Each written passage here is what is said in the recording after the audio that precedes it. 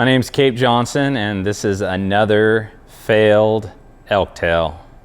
One morning I was working my way into an area where I'd seen some elk, and I hear an elk bugle, and there's an old, probably a logging road, but it's so old, it hasn't been used in 30 years. There's stuff growing up in it, but there's a trail that the animals have used. It makes it easy walking.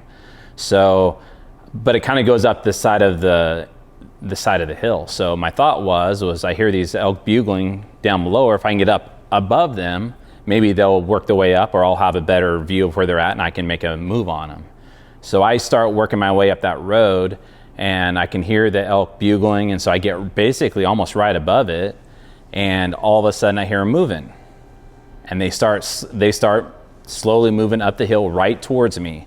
So I get all situated behind up against the bank, getting all ready, because they're gonna pop up onto this old logging road.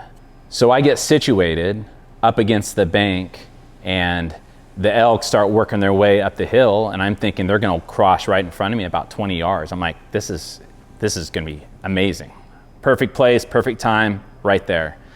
And that elk, all of a sudden I see antlers starting to materialize up the embankment up onto the road, and that he's going to cross broadside right in front of me. I see his head.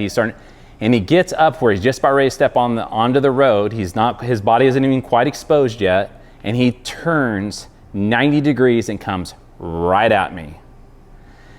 Comes up onto that road, puts his front feet on I didn't even have a chance to draw back yet, because I was waiting for him to go behind this tree to step out on the road, and he came right at me.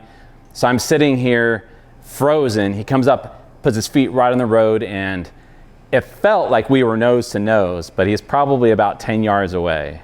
And I literally frozen, and he kind of looks at me, trying to decide if I'm a stump or not, because I was on my knees. I had that part played right. He's kind of looking at me like this, and I make the worst mistake. I involuntarily blinked, and that elk came unglued. He slipped, he spun, he took off. You would have thought I threw a grenade at him.